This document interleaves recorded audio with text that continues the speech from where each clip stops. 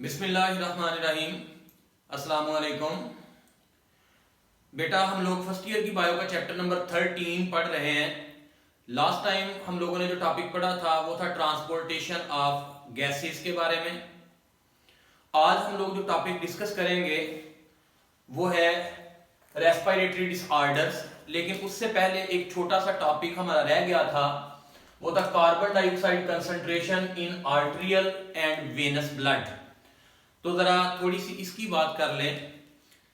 बेटा याद रखिएगा कि आर्टरीज के अंदर जो ब्लड होता है, पर्टिकुलरली लंग्स में ऑक्सीजनेशन के बाद, उसमें अगर कार्बन डाइऑक्साइड की कंसंट्रेशन की बात की जाए तो 100 ml ब्लड में 50 ml कार्बन डाइऑक्साइड मौजूद होती है।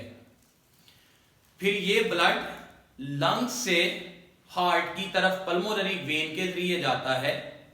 याद रखिएगा मैंने बताया कि इसमें कार्बन डाइऑक्साइड 50 ml पर 100 ml मौजूद थी। हार्ट में जाएगा ये ब्लड, हार्ट इसको पूरे जिस्म की तरफ ट्रांसपोर्ट करेगा। वहां से ये ब्लड टिश्यूज में पहुंचेगा। आप अच्छी तरह जानते हैं टिश्यू में रेस्पिरेशन का अमल हो रहा होता है सेल्स के अंदर।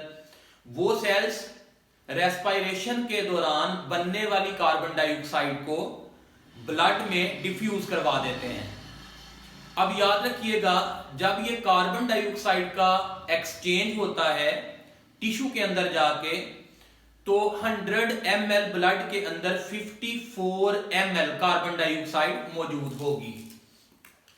इसका मतलब ये हुआ पहले उसके पास 50 ml पर 100 ml थी, अब 4 ml पर 100 ml का इजाफा हो गया।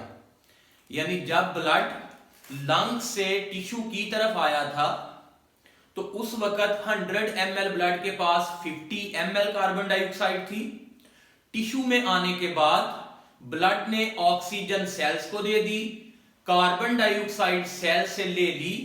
अब कार्बन डाइऑक्साइड की मिकदार में इजाफा हुआ जो ब्लड में थी।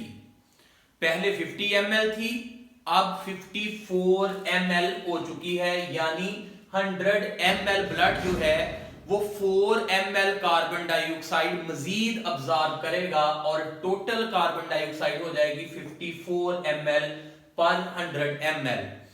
इसका मतलब ये हुआ, हम कह सकते हैं टिश्यू जो है वो 4 ml कार्बन डाइऑक्साइड ब्लड को देते हैं। फिर ये ब्लड वापस लंग्स की तरफ आता है।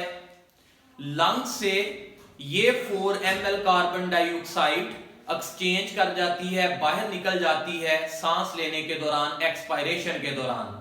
वंस अगेन ब्लड के पास 50 ml पर 100 ml of blood carbon dioxide बाकी बचेगी। इसलिए मैंने यहां पर लिखा था इट गिव्स ऑफ 4 ml पर 100 ml of carbon dioxide when pass over the lungs. यानी ये लंग्स को 4 ml कार्बन डाइऑक्साइड डिलीवर कर देगा।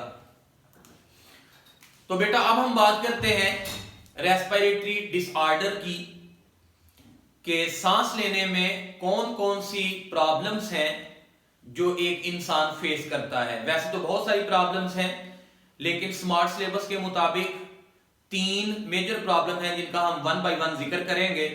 उनमें से सबसे पहले है कैंसर।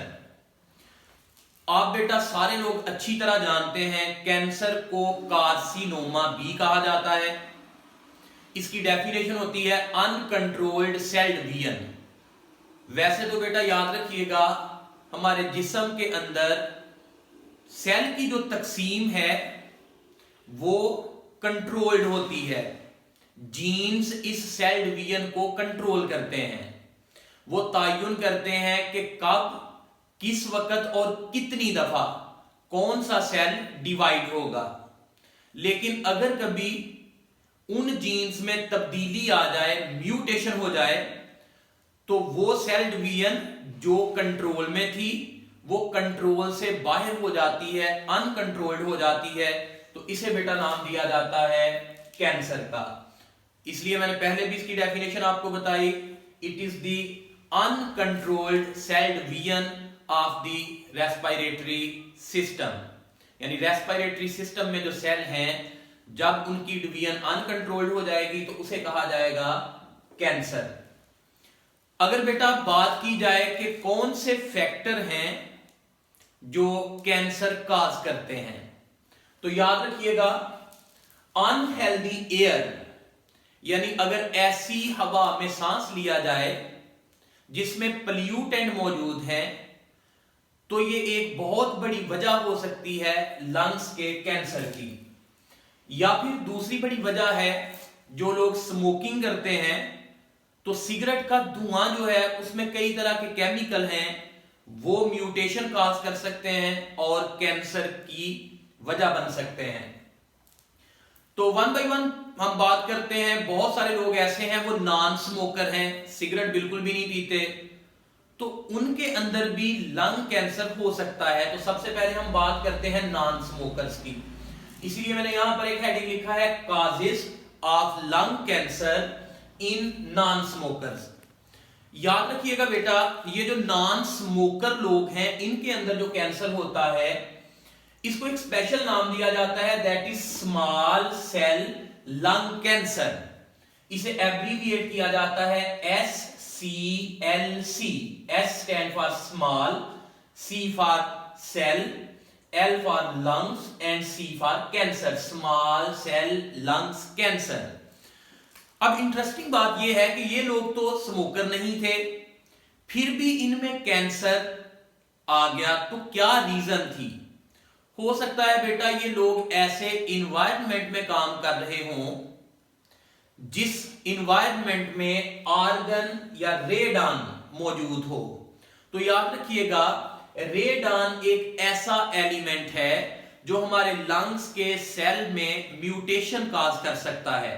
सो नॉन स्मोकर लोगों में रेडान एक बड़ी वजह हो सकती है लंग्स के कैंसर की।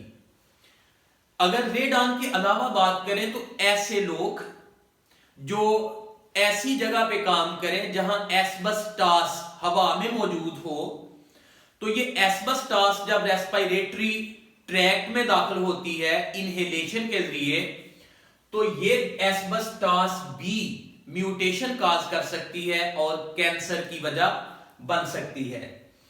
इसके अलावा गाड़ियों का जो धुआं निकलता है डीजल के जलने से, तो ये भी लंग्स के कैंसर की बड़ी वजह हो सकती है नॉन स्मोकर लोगों में। इसलिए मैंने यहां पर 3 रीजन लिखी हैं, exposure to radon, workplace exposure to asbestos, as well as diesel exhaust, यानी गाड़ियों में जब डीजल जलता है तो उससे जो एग्जॉस्ट धुआं बाहर निकलता है, अगर इस फिजा में जिसमें डीजल का एग्जॉस्ट मौजूद था सांस लिया जाएगा तो इससे भी कैंसर हो सकता है। तो बेटा यहां पर मैंने कैंसर की कुछ इंफॉर्मेशन लिखी है। कैंसर और carcinoma is a malignant tumour. Malignant कहा जाता है बड़ी रसौली को, ट्यूमर को उर्दू में कहा जाता है रसौली, मैलिग्नेंट कहा जाता है बड़ी रसौली, यानी ये बड़े ट्यूमर होते हैं ऑफ पोटेंशियली अनलिमिटेड ग्रोथ, जिसकी ग्रोथ लिमिटेड नहीं होती। यानी अगर ये अनकंट्रोल्ड सेल डिवीजन लंग्स में शुरू हुई है तो ये लंग्स से सेल डीटैच हो सकते हैं और किसी दूसरे एरिया में जाके प्रोलिफरेट कर सकते हैं, ग्रो कर सकते हैं और दूसरे हिस्सों में भी कैंसर काज कर सकते हैं। अभी थोड़ी देर में हम इसकी बात करते हैं। सो इसलिए मैंने लिखा था बेटा कैंसर और carcinoma is a malignant tumour of potentially unlimited growth that expand locally by invasion. अब लोकली कैसे इन्वेड करेगा? इन्वेड का मतलब होता है हमला करना, लोकल का मतलब यह है कि रेस्पिरेटरी सिस्टम के अंदर ही रहेगा। जहां कैंसर शुरू हुआ आहिस्ता आहिस्ता लंग्स के जो टिश्यू हैं वो रिप्लेस होते जाएंगे और उनकी जगह कैंसर वाले सेल लेते जाएंगे। इसलिए हमने यहां पर लिखा है कि it expand locally by invasion, cancer वाले सेल जगह लेते जाएंगे, लंग्स के टिश्यू आहिस्ता आहिस्ता खत्म होते जाएंगे। एंड सिस्टेमिकली बाय मेटास्टेसिस, और कभी कभार ये मेटास्टेसिस के जरिए दूसरी जगह पर चला जाता है। अब बेटा